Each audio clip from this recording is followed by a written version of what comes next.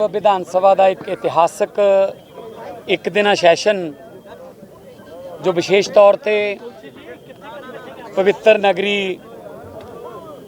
श्री आनंदपुर साहब विखे बुलाया गया।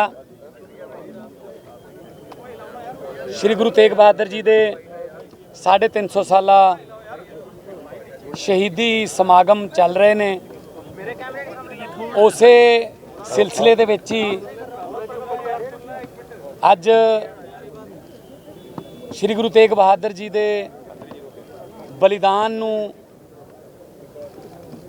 विस्तार सहित सारे विधायकों ने, सारे पवित्र मुकद्दस हाउस के मैंबरां ने विचारिया, सजदा किया, नतमस्तक किया अपने अपने तरीके नाल। और पहली बार होया इतिहास दे विच कि विधान सभा चल के गुरु साहब के चरणों च श्री आनंदपुर साहब विखे आई तो उहदा मकसद गुरु साहब नूं उन्हां दे बलिदान नूं नतमस्तक होना,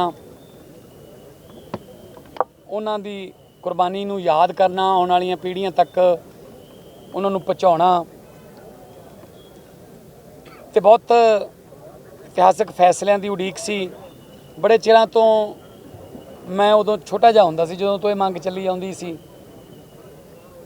3 तख्त जिहड़े ने वो पंजाब की इस पवित्र धरती ते मौजूद ने। श्री अकाल तख्त साहब जो अमृतसर साहब विखे, तख्त श्री केसगढ़ साहब जिस धरती ते आपां इस वक्त खड़े हैं आनंदपुर साहब विखे, ते तख्त श्री दमदमा साहब तलवंडी साबो विखे। 2 तख्त जिहड़े पंजाब तो बाहर ने, जिन्हां च तख्त श्री पटना साहब ते तख्त श्री हजूर साहब। सो 3 तख्तां नूं अज एक इतिहासक फैसले राहीं पवित्र शहर का दर्जा जिहड़ा सर्वसम्मति दे नाल एक मता पास करके पवित्र शहर का दर्जा दे दिता गया, जिहदे विच आनंदपुर साहब, तलवंडी साबो ते दरबार साहब का जिहड़ा गलियारा है, जो कि अधिकारिक तौर पर भावें उत्थे कुछ लोगों ने अपनी शरधा मुताबक अपने ज़मीर या अपनी आत्मा की आवाज़ सुन के उत्थे कोई ज़्यादा मीट शराब या कोई तंबाकू या कोई इस तरह की विक्री नहीं होंदी, पर फिर भी अधिकारिक दर्जा नहीं सी कोई। सो अधिकारिक तौर पर गलियारे का जिहड़ा एरिया जिन्हों वाल सिटी भी कह दिंदे ओह ते तलवंडी साबो ते आनंदपुर साहब, सो तीनों तख्तां दा जिहड़ा अज असी पवित्र शहर का दर्जा जिहड़ा उहनूं देण दा सुभाग प्राप्त कर रहे हैं, ताकि दुनिया दे विच पता लगे कि देखो उन्हां कोल एक वैटिकन सिटी है, उन्होंने पूरी दुनिया दे विच उहनूं एक सिटी नूं फैलाया होया। साडे कोल तां पैर पैर ते वैटिकन है, साडे कोल पैर पैर ते कुर्बानियां ने साडियां। सो असी ये उन्हां पवित्र शहरां च वसदे लोकां दे सहयोग दी और पंजाब सरकार वालों उन्हां शहरां दे विकास, सफाई ते होर धार्मिक टूरिज़म वास्ते खुले फंड जिहड़े वो 3 शहरां नूं मुहैया कराए जाणगे, ताकि जदों कोई विदेशों तो या कोई देशों तो आवे तो वो जाके अपनी जरूर गल करे कि 3 शहर दिखे जिथे एक गुरु साहब की अलौकिक शक्ति है कि वो शहर जिहड़े ने घुग वसदे ने ते उन्हां शहरां च जाके मन नूं सुकून ते शांति मिलती है। सो मैं स्पीकर साहब का, सारे सदन के मैंबरां का बहुत बहुत धन्नवाद करदा। अज गैलरी दे विच बहुत सारे महापुरुष, बहुत सारिया संप्रदावां दे मुखी, बहुत सारे समाजिक कारकुन, अरविंद केजरीवाल साहब अपने परिवार समेत पिछले 2 दिनों तो आए हुए ने और चल रहे ने समागम, ते कल नूं समाप्ति दे भोग ने। ते असी किस्मत वाले समझदे अपने आप नूं कि सानूं इस सेवा दे विच थोड़ा जिहा हिस्सा पाउण दा मौका मिलिया। ते मैं क्योंकि अज कोई होर राजनीतिक विषय नहीं विचारिया गया, इसे करके ही असी पहले ही ये जिहड़ा एजेंडे दे विच पाया सी कि कोई इत्थे अज कोई एक दूजे ते ताने मेहणे उहदे वास्ते मन च होर हैगे ने बथेरे, राजनीतिक लड़ाइयां बाद च लड़ लांगे, पर गुरु साहब की 350 साला शहादत जिहड़ी है उन्होंने राजनीति तो उपर उठ के इंसानीयत के नाते जिहड़ी मनुखी अधिकारां दे वास्ते ਜਿਹੜਾ ਤਿਆਗ ਉਹਨਾਂ ਨੇ ਕੀਤਾ ਉਹਨੂੰ ਆਪਾਂ ਸਾਂਝਾ ਕਰ ਸਕਦੇ। ਮਾਨ ਸਾਹਿਬ ਸੈਂਟਰ ਤੋਂ ਕੀ ਸੁਨੇਹਾ ਆਇਆ? ਮਾਨ ਸਾਹਿਬ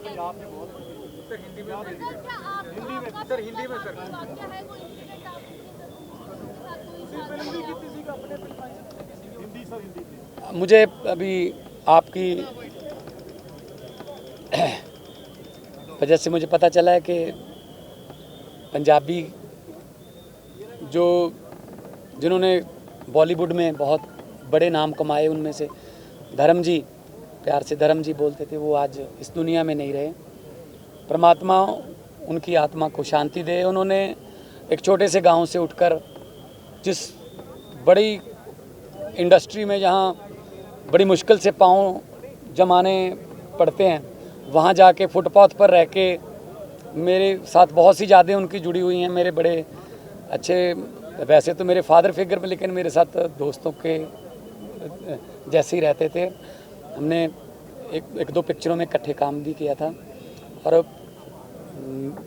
उन पे तो सारी दुनिया को ही दुख होगा, क्योंकि वो एक ऐसी पहचान थे पंजाब की कि जहाँ भी जाते थे लोग सत श्री अकाल, बोले सोनिहाल और धर्म भाजी के नाम से बुलाते थे। तो आज ਮਾਨ ਸਾਹਿਬ ਸੱਤਾ ਦਾ ਸਾਰਨ ਦਿੱਤਾ ਸੀਗਾ ਪਰ ਕੇਂਦਰ ਤੋਂ ਕੋਈ ਨਹੀਂ ਆਇਆ, ਉਸ ਨੂੰ ਕਿੱਦਾਂ ਦੇਖਿਆ ਜਾਵੇ? ਕਿਉਂਕਿ ਸੱਤਾ ਤੁਹਾਡੇ ਨੂੰ ਸਾਰਨ ਦਿੱਤਾ ਗਿਆ ਸੀਗਾ, ਸਾਰੇ ਤੁਹਾਡੇ ਵਜ਼ੀਰ ਜਿਹੜੇ ਨੇ ਉਹ ਕੇਂਦਰ ਦੇ ਹਰ ਮੰਤਰੀ ਤੱਕ ਗਏ ਸੀਗੇ, ਪਰ ਆਇਆ ਉਹਨਾਂ ਚੋਂ ਕੋਈ ਨਹੀਂ। पर अजे समाप्ति हुई नहीं, हजे ਤਾਂ ਕੱਲ ਨੂੰ ਭੋਗਨੇ ਹੋ ਸਕਦਾ ਹੈ ਸਮੱਤ ਬਖਸ਼ ਦੇ ਪ੍ਰਮਾਤਮਾ ਕੋਈ ਆ ਹੀ ਜਾਵੇ। ਪੀਐਮ ਸਾਹਿਬ ਤੋਂ ਕੋਈ ਸੁਨੇਹਾ ਆਇਆ ਜੀ?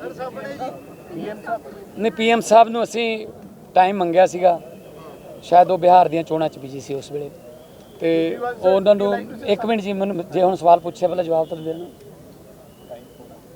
ਹੈ ਜੀ। ਨਹੀਂ, ਅਸੀਂ ਜਿੰਨਾ ਚਿਰ ਤੁਹਾਡੇ ਸਵਾਲ ਨਹੀਂ ਖਤਮ ਹੁੰਦੇ ਜਾਂਦੇ ਨਹੀਂ। ਉਹਨਾਂ ਕੋਲੇ ਟਾਈਮ ਨਹੀਂ ਸੀਗਾ। ਅਸੀਂ ਰਾਸ਼ਟਰਪਤੀ ਸਾਹਿਬਾ ਕੋਲੇ, ਮਾਨਯੋਗ ਰਾਸ਼ਟਰਪਤੀ ਜੀ ਕੋਲੇ ਗਏ ਸੀ, ਸਾਰੇ ਮੁੱਖ ਮੰਤਰੀਆਂ ਨੂੰ। ਕੱਲ ਤਮਿਲਨਾਡੂ ਤੋਂ ਵੀ ਮੰਤਰੀ ਉਹਨਾਂ ਦੇ ਆਏ ਸੀਗੇ, ਕੱਲ ਸੁਖੂ ਜੀ ਵੀ ਆਏ ਸੀਗੇ, ਝਾਰਖੰਡ ਤੋਂ ਵੀ ਸੁਨੇਹੇ ਆਏ ਨੇ ਕਿ ਉਹਨਾਂ ਦੇ ਮਿਨਿਸਟਰ ਸਾਹਿਬ ਆਉਣਗੇ, ਭੋਗ ਤੇ ਆਉਣਗੇ।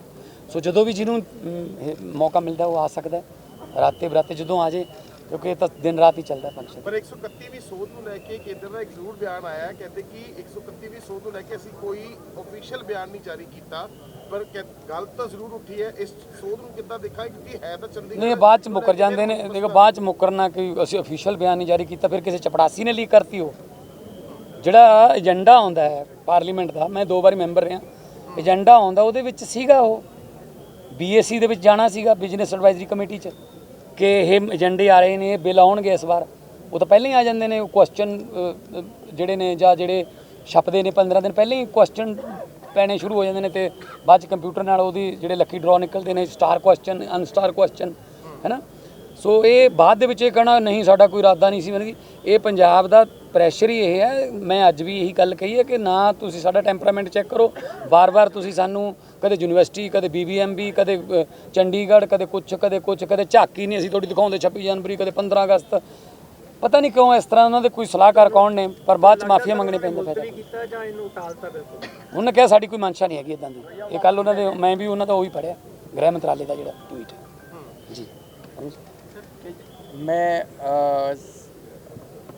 पिछले कुछ महीनों से 350 साल शहीदी दिवस गुरु तेग बहादुर जी साहब जी का शहीदी दिवस मनाने के लिए कई सारी तैयारियां चल रही हैं, और मैं अपने आप को सौभाग्यशाली समझता हूं कि इस मौके पे मुझे आनंदपुर साहब जी आने का मौका मिला और इन सभी समागमों में शामिल होने का मौका मिला।